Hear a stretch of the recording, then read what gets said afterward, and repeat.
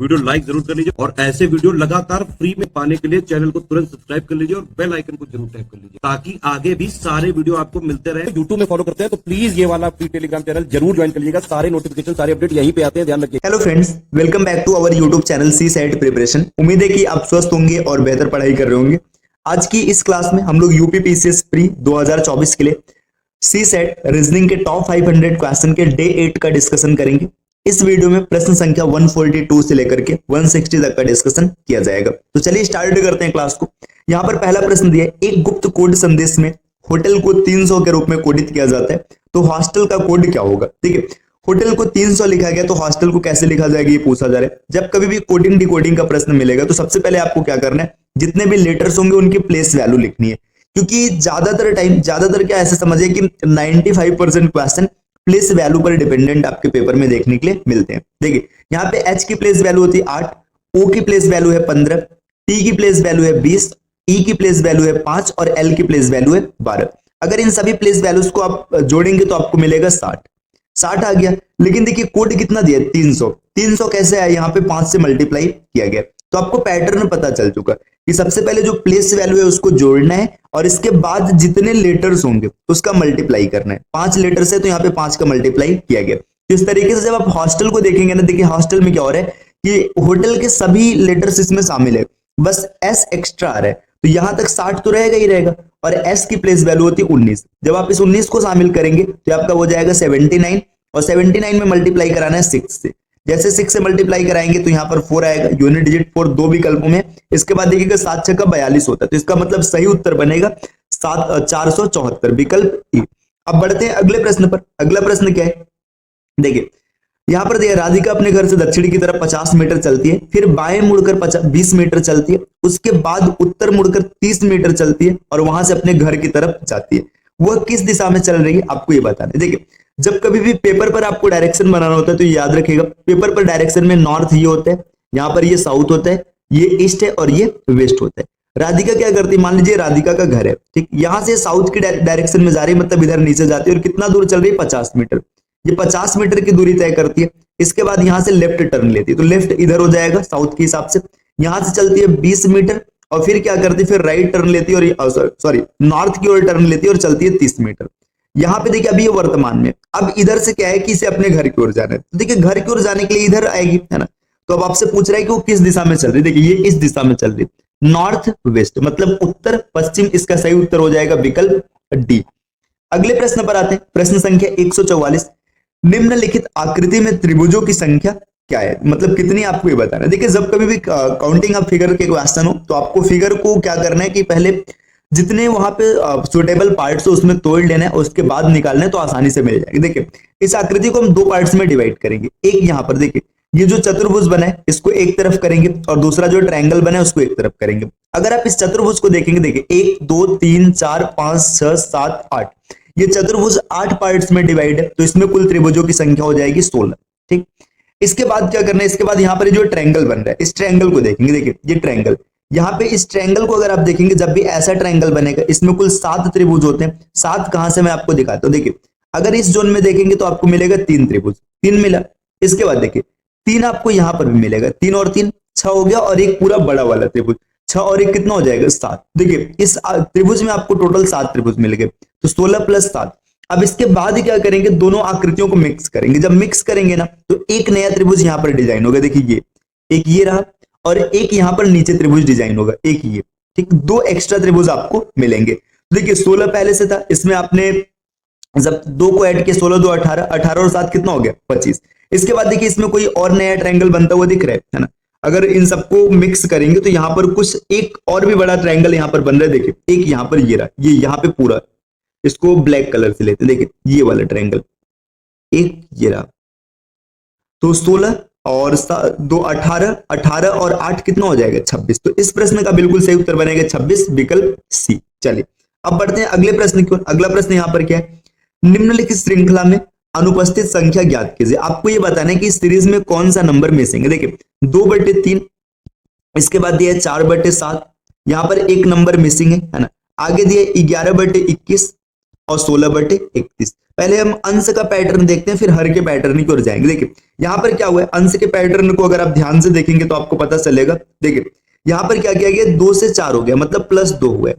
आगे का पैटर्न हमें नहीं पता है, लेकिन एक अनुमान निकालते हैं कि मान लीजिएगा अगर +3 किया जाएगा तो यहाँ पर 7 आ जाएगा, फिर इसके बाद +4 करेंगे तो यहाँ पर 11 आ जाएगा, और +5 करेंगे तो यहाँ पर 16 आ जाएगा। तो देखिए पैटर्न पूरी तरीके से फिट हो रहे हैं, +2 +3 +4 +5, है ना। तो यहाँ पर अंश में 7 आएगा। अब सिर्फ एक ही विकल्प ऐसा है जिसके अंश में 7 दिख रहा है, जिसका उत्तर यही सही हो जाएगा, विकल्प सी। इसके बाद आप इसका हर में क्या कोड चल रहा है आप इसको निकाल सकते हैं आसानी से। देखिए यहाँ पर क्या पैटर्न चल रहा है, यहाँ पर 4 का डिफरेंस है, ठीक, और यहाँ पर लास्ट में 10 का डिफरेंस है। देखिए 4 और 10 मतलब दोनों इवन है, तो आगे ये हो सकता है कि यहाँ पर 6 का डिफरेंस आएगा और यहाँ पर 8 का डिफरेंस आएगा। तो देखिए यहाँ पर अगर आप जोड़ेंगे 7 में 6 तो आपको 13 मिलेगा। तो यहाँ पर भी आपको देखिए इसमें 13 दिख रहा है, तो इसका सही उत्तर विकल्प सी बनेगा। अगले प्रश्न पर आते हैं, प्रश्न संख्या 46। इसको थोड़ा सा जूम कर लेते हैं और यहीं पर सॉल्व कर लेंगे। देखिए ये रहा, देखिए आपसे यहाँ पर क्या पूछा जा रहा है कि वर्ग श्रेणी में, मतलब यहाँ पे ये बताना है कि कौन सा यहाँ पे टर्म फिल किया जाएगा। देखिए पहले इसको काउंट करते हैं। देखिए 1 2 3 4 5 6 7 8 9 10 11 12 13 14 15 16 17, है ना। रुके यहाँ पे 3 3 6 1 7। देखिए ये जो मिसिंग है ना, यहाँ पे 2 लेटर है, यहाँ पे ये जो लाइन है इसमें 2 लेटर है, ठीक है। देखिए 2 3 4 5 6 7 8 9 10 11 12 13 14 15 16 17 18, इसमें देखिए 18 लेटर्स आपको दिए गए। अब इन 18 लेटर्स को ना आपको क्या करना है, या तो 3 3 के ग्रुप में तोड़ना है या तो 6 6 के ग्रुप में तोड़ना है ना। आपको सुटेबल ग्रुप में तोड़ लेना है और इसके बाद ये एक निश्चित पैटर्न को फॉलो करेंगे, उस पैटर्न को पकड़ना है और इसके बाद आपको आंसर बताना है। देखिए अगर हम इसको 3 3 के ग्रुप में डिवाइड करेंगे, देखिए तो यहाँ पे मान लीजिएगा ये 3 में टूट जाएगा, फिर यहाँ पे ये 3 में टूट जाएगा। या फिर इसको अगर 6 6 के पैटर्न में तोड़ेंगे तो 3 3 6, फिर यहाँ पर 4 2 6, फिर यहाँ पर इस पैटर्न में बनेगा। देखिए आपको करना क्या है, इसको ना आप 3 3 के पैटर्न में या 6 6 के पैटर्न में तोड़ लीजिएगा और तोड़ने के बाद ये पूरा एक सीक्वेंस को फॉलो करेगा। तो इसका क्या पैटर्न होगा, इसका उत्तर आप कमेंट करके जरूर बताइएगा। चलिए अब ये क्वेश्चन आपके लिए छोड़ा जा रहा है, इसमें क्या करना है कि आपको या तो 3 3 के ग्रुप में तोड़ना है या तो 6 6 के ग्रुप में तोड़ना है। इसके बाद ये एक विशेष पैटर्न को फॉलो करेगा, उस पैटर्न को फाइंड आउट करना है और इसका उत्तर से क्या सही होगा आपको कमेंट करना है। चलिए अब बढ़ते हैं अगले प्रश्न की ओर, प्रश्न संख्या 147। इसमें क्या दिया गया, निम्नलिखित विकल्पों में से लुप्त संख्या ज्ञात कीजिए। देखिए यहाँ पर आपको क्या किया गया कि ये एक पूरा मैट्रिक्स दिया है, इस मैट्रिक्स में नंबर्स को फिल किया गया है और इसके बाद एक यहाँ पे क्वेश्चन मार्क है। आपको बताना है कि इस जगह पे कौन सा नंबर फिल किया जाएगा। अब मैट्रिक्स को ध्यान से देखिए क्या चल रहा है। देखिए यहाँ पर 7 और 3 एक तरीके से रिलेटेड है, सॉरी 21 और 3 एक तरीके से रिलेटेड है। देखिए इसमें क्या किया गया, 7 से भाग किया गया और यहाँ पर क्या किया गया, 7 से गुणा कराया गया।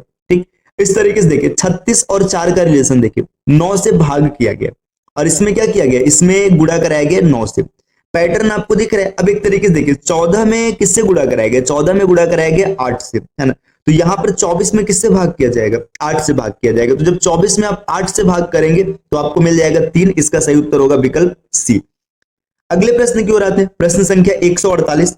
वर्ड अनुक्रम, यहाँ पे एक अनुक्रम दिया है का 5वां वर्ड है। देखिए यहाँ पे ये कुछ लेटर्स लिखे गए, आपको बताना है कि 5वां क्या होगा। प्लेस वैल्यू लिखते हैं। देखिए यहाँ पे y की प्लेस वैल्यू 25, w की प्लेस वैल्यू कितनी है 23, t की प्लेस वैल्यू कितनी हो जाएगी, t की प्लेस वैल्यू हो जाएगी 20, p की प्लेस वैल्यू कितनी है 16। देखिए पैटर्न क्या चल रहा है, पहले -2, फिर -3, फिर -4 और आगे क्या होगा -5। जैसे -5 करेंगे आपको मिलेगा 11 और 11 प्लेस वैल्यू किसकी होती है, ये होती है k की। तो इसका सही उत्तर होगा विकल्प बी। अगले प्रश्न की ओर बढ़ते हैं। अगला प्रश्न क्या है, अगला प्रश्न यहां पर दिया है 8 81 से तथा 27 256 से उसी प्रकार संबंधित जैसे 64 संबंधित है किस विकल्प से। देखिए 8 और 81 इनका एक रिलेशन है, इसी तरीके से 27 और 256 का भी रिलेशन है। अब आपको बताना है कि इसी आधार पर 64 का रिलेशन किस संख्या से होगा। तो देखिए 8 और 81 का संबंध कैसे है, यहां पर ये 2 का क्यूब है और फिर आगे 3 के पावर 4 है। ये देखिएगा यहां पर है 3 का क्यूब और आगे दिया है 4 के पावर 4। तो यहां पर ये 4 का क्यूब दिया तो आगे क्या हो जाएगा, आगे हो जाएगा 5 के पावर 4। अब जैसे 5 के पावर आप 4 रखेंगे तो ये हो जाएगा 625। विकल्प सी इस प्रश्न का सही उत्तर बनेगा। अगले प्रश्न पर आते हैं, प्रश्न संख्या 150। यदि देखिए यहां पे एक संख्या दिया गया का अर्थ है टर्मिनेशन। तो संख्या इसका अर्थ क्या होगा? देखिए जब कभी भी इस प्रकार के इलॉजिकल पैटर्न के क्वेश्चन आते हैं तो यहाँ पे एक नंबर एक लेटर को कोडित करेगा। देखिए यहाँ पे आपसे पूछा जा रहा है 6, तो देखिए 6 सबसे लास्ट में, तो सबसे लास्ट में आएगा n, है ना। अब n से शुरुआत होने वाले विकल्प सिर्फ 2 हैं, है ना, तो यही इन्हीं 2 में से कोई एक उत्तर बनेगा। इसके बाद नंबर है 7, तो 7 देखिए यहाँ पे लास्ट से 5वें नंबर पे, तो लास्ट से 5वें नंबर पर a है, तो NA। जैसे आपने NA लिखा, ये स्पष्ट हो गया कि इसका सही उत्तर विकल्प B बनेगा, आपको आगे चेक करने की आवश्यकता नहीं है। चलिए अगले प्रश्न पर आते हैं। अगला प्रश्न क्या दिया है? देखिए अगला प्रश्न यहाँ पर दिया है 151 नंबर का। राजन सचिन का भाई है और मानक राजन का पिता है। जगत प्रिया का भाई है और प्रिया सचिन की पुत्री है। जगत का चाचा कौन है? देखिए समझिएगा, राजन जो है सचिन का भाई है, राजन यहाँ पे राजन को बनाते हैं, ये क्या, ये भाई है, किसका भाई है? सचिन का। ठीक, आगे बोला जा रहा है और मानक राजन का पिता है। जो मानक है, मानक को यहाँ पे सेट करते, ये राजन का पिता है। फिर आगे दिए जगत प्रिया का भाई है। जो जगत है ना, जगत यहाँ पे साइड में लिखते हैं, जगत जो ये भाई है, किसका भाई है? प्रिया का। और फिर आगे क्या इंफॉर्मेशन है? प्रिया सचिन की पुत्री है। जो सचिन है, सचिन की पुत्री है प्रिया, है ना, सचिन है, सचिन की पुत्री है प्रिया, और इसका भाई कौन हो जाएगा? जगत। ये पूरा फैमिली ट्री बन गया। अब आपसे पूछा क्या जा रहा है, जगत का चाचा कौन है? देखिए यहाँ पे ये या तो पापा, मतलब ये पापा होगा, और पापा की का भाई कौन होगा? चाचा होगा। तो जगत मतलब जे का चाचा कौन है? आर मतलब राजन। तो विकल्प बी इसका सही उत्तर बनेगा। अगले प्रश्न पर आते हैं। अगला प्रश्न यहाँ पर देखिए क्या दिया, और निम्नलिखित विकल्पों में से सही विकल्प द्वारा श्रृंखला को पूर्ण कीजिए। होटल को 12 लिखा गया, तो फिल्म को क्या लिखा जाएगा? देखिए जस्ट ऐसा एक क्वेश्चन हम लोगों ने पीछे अभी सॉल्व किया था। होटल की प्लेस वैल्यू जो थी उसका सम कितना आ रहा था? 60 आ रहा था, है ना। पहले में क्या किया गया था, यहाँ पे 5 से गुणा कराया गया था, और इसमें क्या किया जा रहा है, 5 से भाग किया गया, तब आपको 12 मिल गया, है ना। तो देखिए यहाँ पे हो क्या रहा है, ये हो रहा है कि जो यहाँ पे होटल दिया है, इसके जो लेटर्स है, इनकी प्लेस वैल्यू को लिखा गया, सब कुछ जोड़ा गया है, और इसमें 4 लेटर थे तो 5 लेटर थे तो 5 से भाग किया गया।